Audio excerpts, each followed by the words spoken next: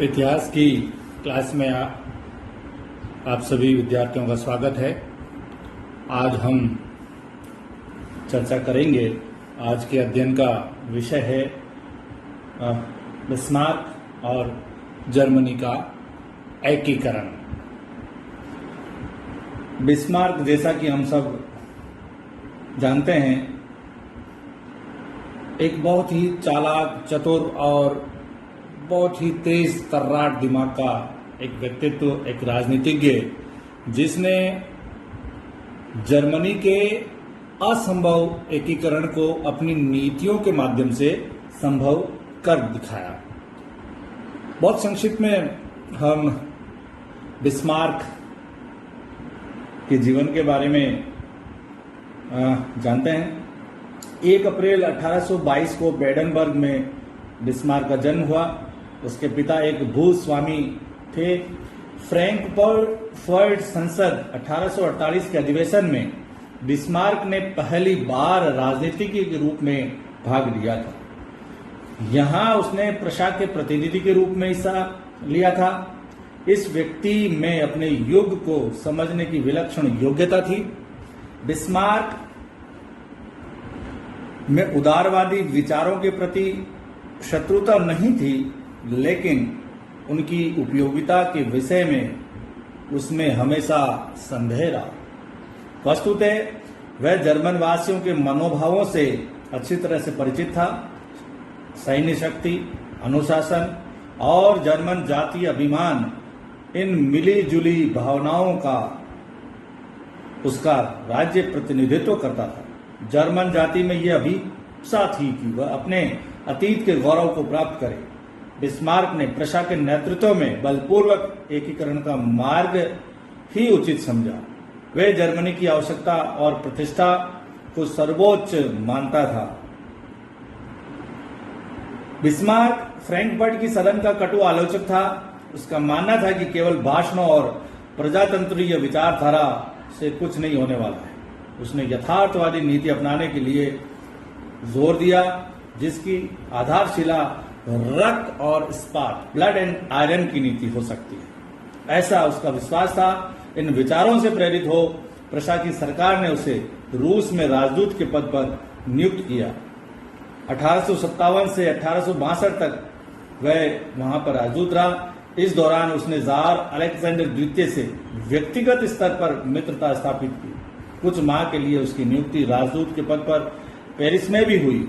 इस नियुक्ति के दौरान उसने नेपोलियन तृतीय की प्रकृति को ठीक से समझा। तो जर्मनी का एकीकरण करने से पूर्व बिस्मार्क ने एक राजनयिक के रूप में, एक राजदूत के रूप में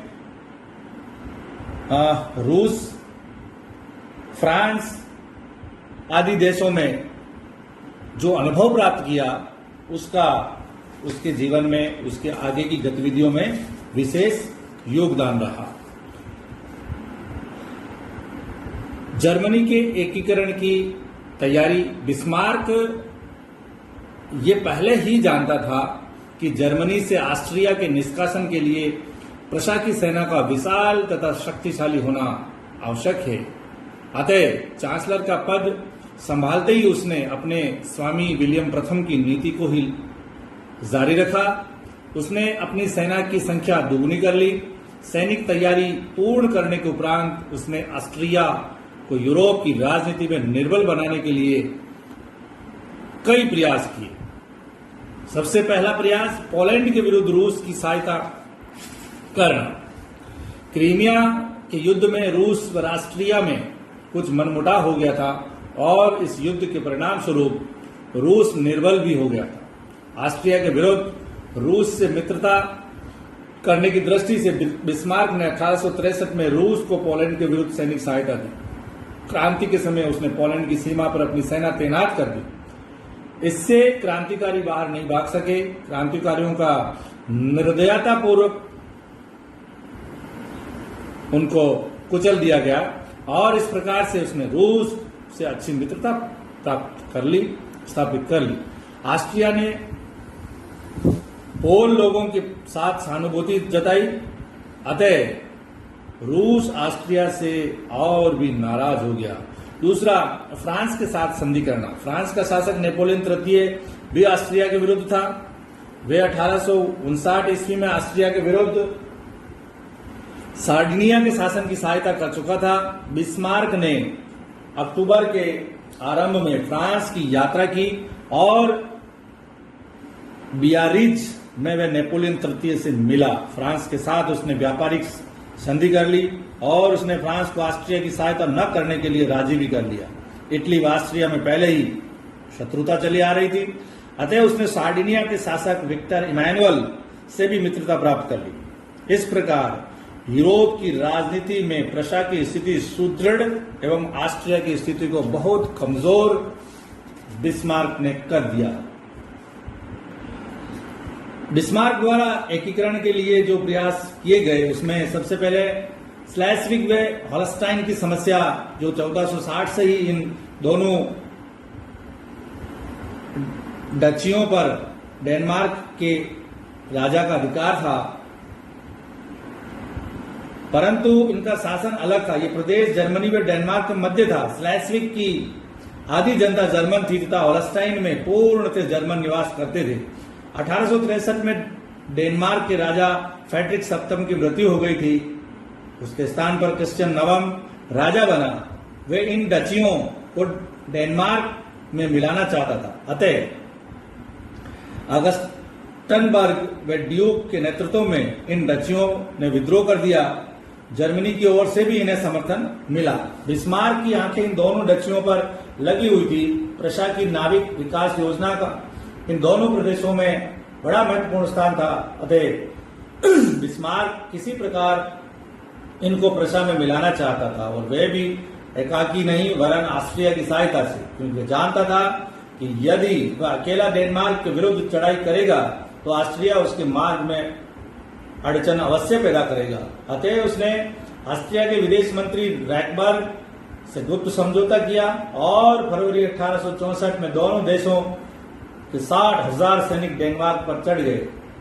डेन सैनिक बहादुरी से लड़े, परंतु उस विशाल सेना के सामने वे नहीं टिक सके। अक्टूबर 1864 को डेनमार्क का राजा परास्त हो गया और उसे वियना की संधि करनी पड़ी।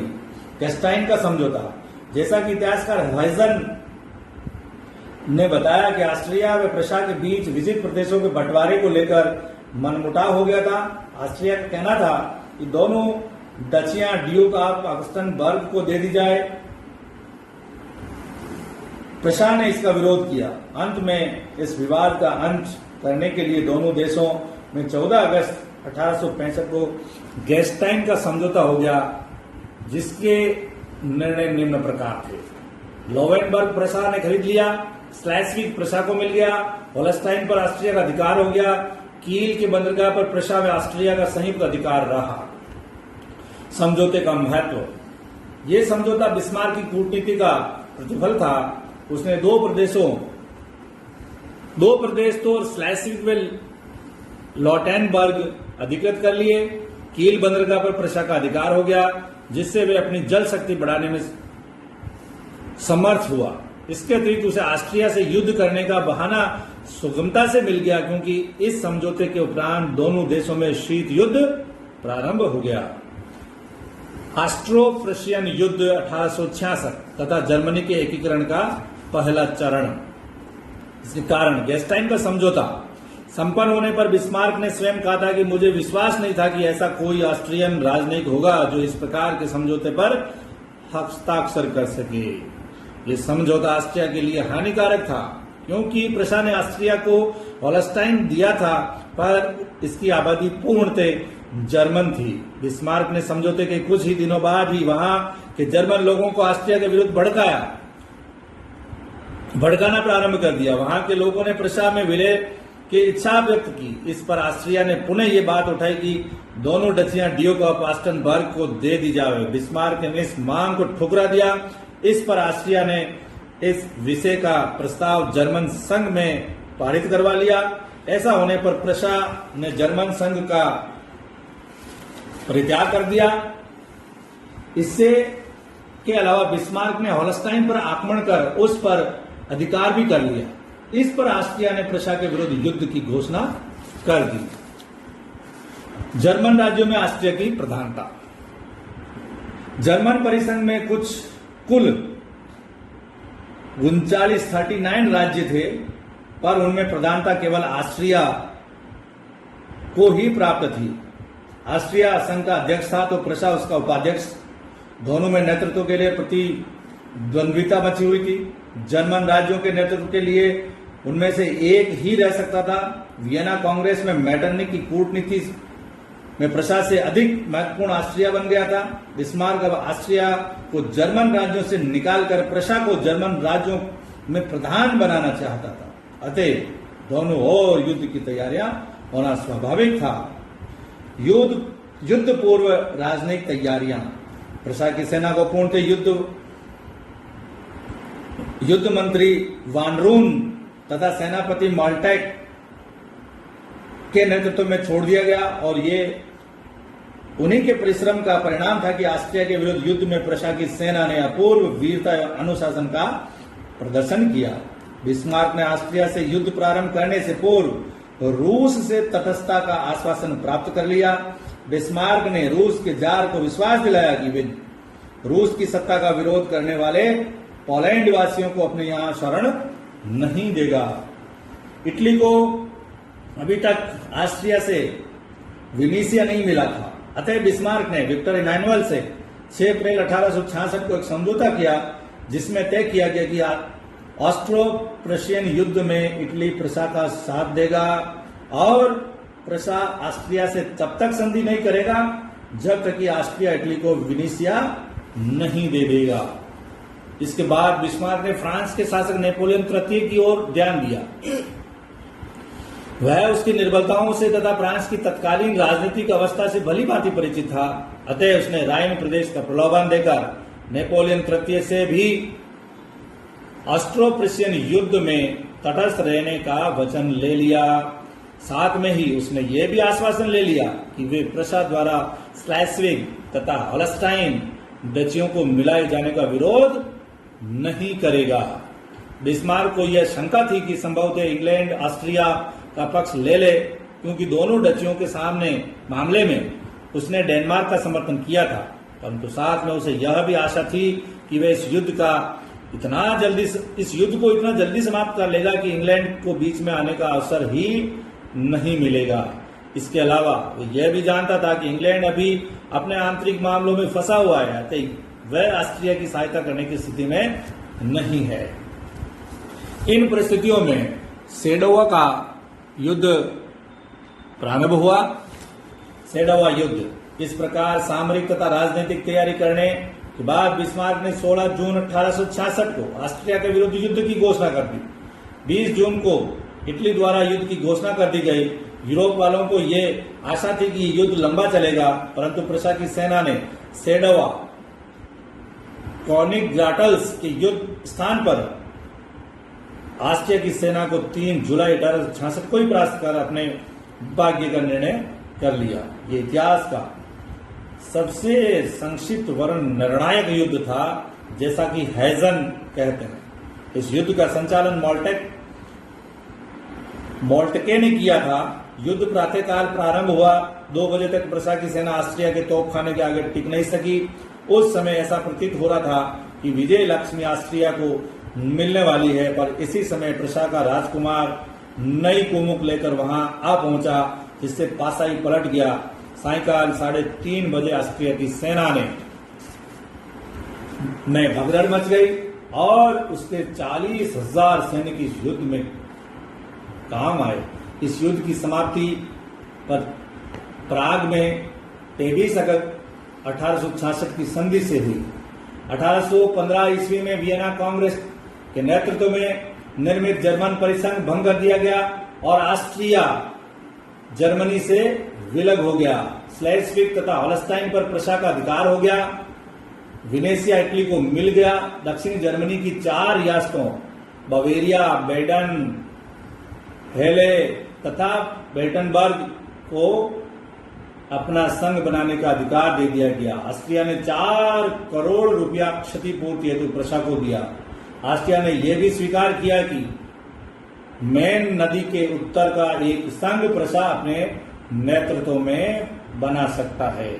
हेजल लिखते हैं, इस संधि द्वारा प्रशा ऑस्ट्रिया से जो चाहे मांग कर सकता था, पर वे उसे अपना घातक शत्रु नहीं बनाना चाहता था।